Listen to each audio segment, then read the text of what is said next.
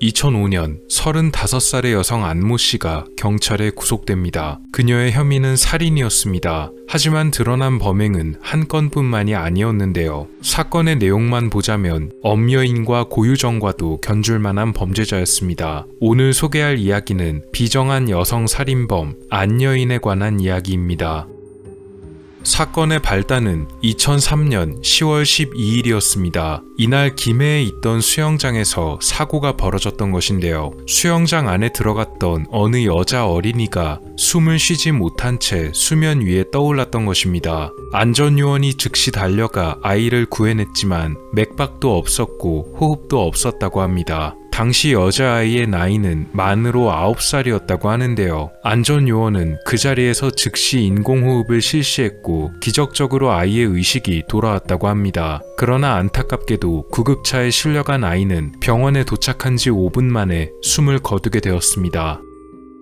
이날 숨진 아이는 11살의 친언니와 12살의 사촌언니 그리고 자신의 엄마와 함께 수영장에 놀러온 상태였는데요. 숨진 아이의 어머니 안모 씨는 이건 익사사고가 분명하다며 수영장 측의 부주의 때문이라고 주장했고 아이의 목숨을 보상하라며 정식으로 항의했습니다. 그런데 수영장 측의 의견은 달랐는데요. 익사로 볼 수 있는 정황이 아니란 것이었습니다. 수영장 측에서 다른 원인을 제시한 이유는 다음과 같았습니다. 첫 번째로 물에 빠져서 익사를 하기 전에는 무조건 큰 소리를 쳐서 주위에 도움을 요청하기 마련인데 숨진 아이는 너무나도 조용했다는 것이었습니다. 두 번째로 물에 한번 빠진 사고를 당한 피해자들은 인공호흡을 하면 입에서 물이 나오게 된다고 하는데요. 숨진 아이는 전혀 그러지 않았기 때문이었습니다. 결국 수영장 측에서는 정식으로 부검을 의뢰했습니다.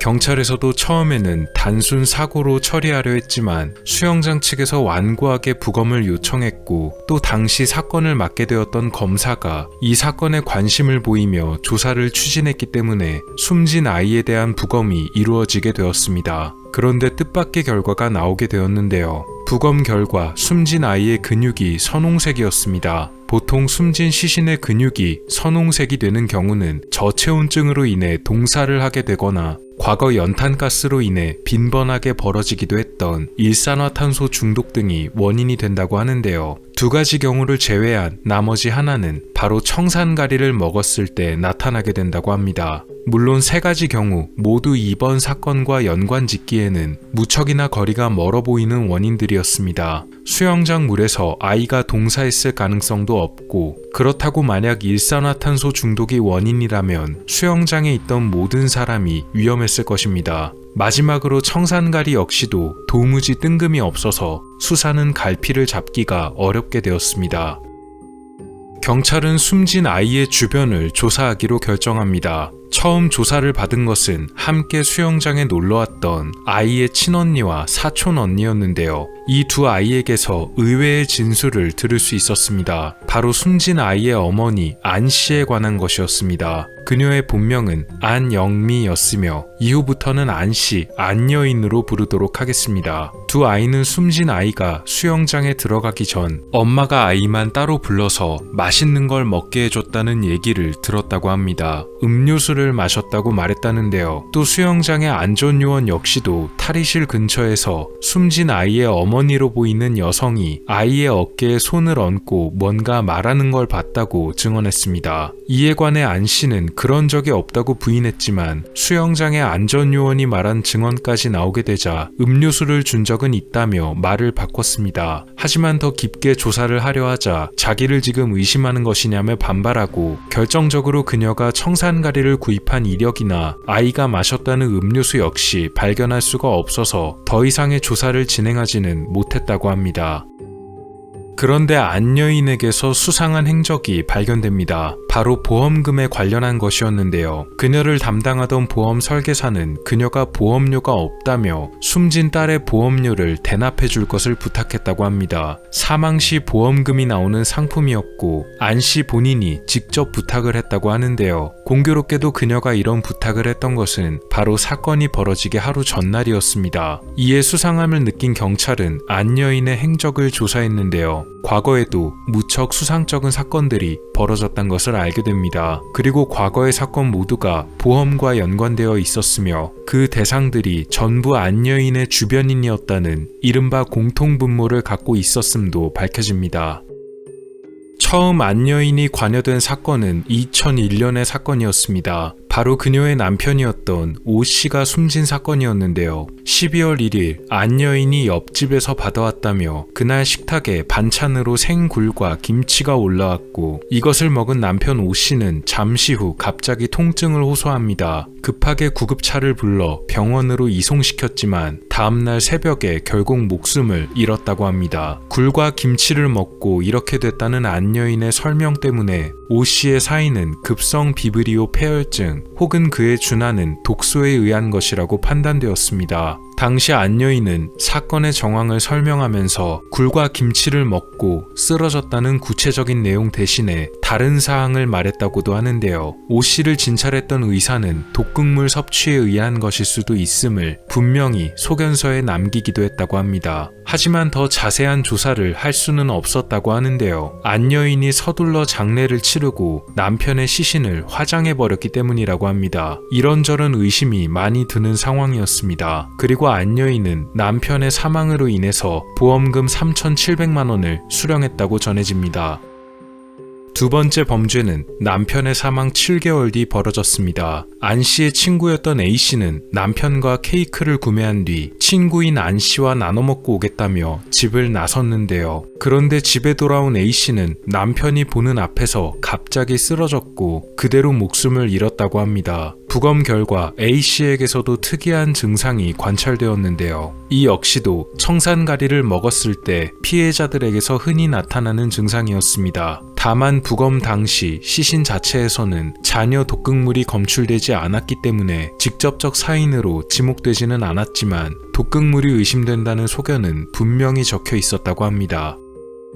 그런데 수영장에서 아이가 사망하고 난 이후 경찰이 안여인의 과거 행적을 조사하면서 이 사건에 대한 여러 가지 의문점도 곧 밝혀졌습니다. 남편은 숨진 아내가 사망보험금에 가입되어 있다는 것을 아내의 장례식이 끝난 뒤 알게 되었는데요. 이런 보험에 가입되어 있다는 것도 금시초문이었지만 더 놀라운 것은 보험금 수령인이 남편이나 다른 가족이 아닌 바로 안여인이란 것이었습니다. 더 황당한 것은 경찰이 보험 계약을 조사하며 밝혀졌는데요. 숨진 친구의 보험이 계약된 것은 당시 범행이 벌어지기 불과 3개월 전이었으며 보험을 가입한 것도 숨진 아내 본인이 아니고 안 씨가 친구의 신원을 도용해 가입했던 것이었습니다. 게다가 A 씨가 숨진 뒤에 몰래 사망 진단서까지 발급받아서는 안여인이 직접 보험금을 타간 사실도 밝혀졌습니다. 명백히 의도적인 범죄로 보이는 상황이었고 결국 이 사건이 안여인의 연쇄범죄를 입증할 아주 강력한 증거가 되었다고 하네요.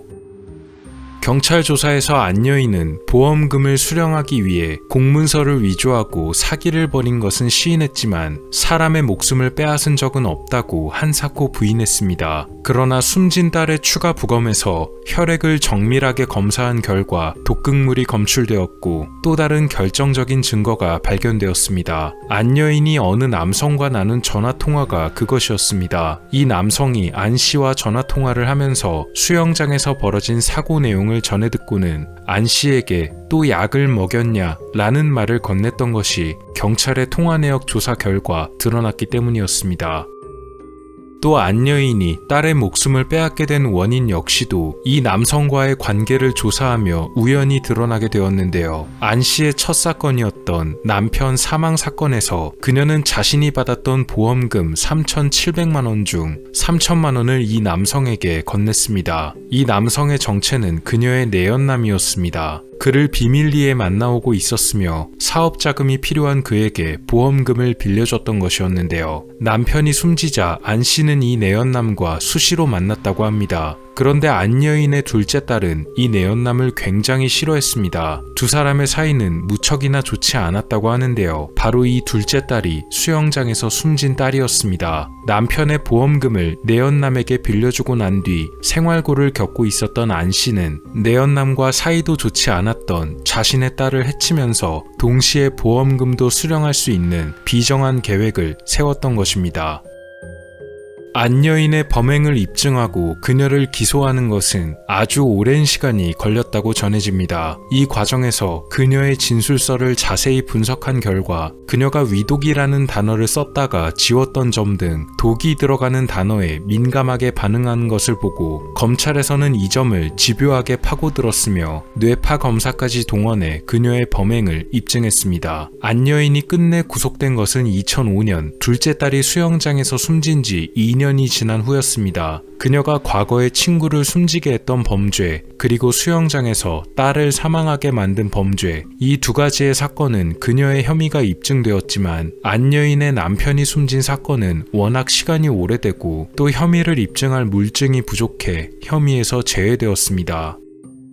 결국 재판에서 혐의가 입증된 두 가지 사건에 대해 재판부는 안여인이 고의적으로 두 사람의 목숨을 빼앗았으며 반성의 기미가 전혀 보이지 않는 점, 그리고 죄질이 극히 좋지 않다는 점을 들어서 안여인에게 무기징역을 선고했습니다. 그녀는 현재 청주여자교도소에서 복역 중이라고 하네요. 앞서 말씀드렸듯이 그녀의 본명은 안영미이며 공교롭게도 유명 방송인과 동명이인입니다. 아직 흉악범에 대한 신상과 사진 공개가 의무화되기 전이어서 실제 안여인의 사진을 구하기는 어려웠습니다. 비록 그녀의 실제 사진이 공개되진 않았다더라도 그녀가 벌인 끔찍한 범죄까지 숨길 수는 없었습니다. 보통 사이코패스 범죄자를 거론하라고 하면 여성 쪽에서는 그 유명한 엄여인 사건이나 비교적 최근 사건인 고유정 사건이 언급되는데요. 또 보험금을 노린 범죄라는 점에서 계곡 사건을 벌인 이은혜가 생각나기도 합니다. 남편과 친구도 모자라 자신의 딸까지 해친 안여인도 그에 못지않은 무서운 범죄자라는 생각이 듭니다. 세계의 살인마, 한국의 안여인 사건에 관한 이야기였습니다.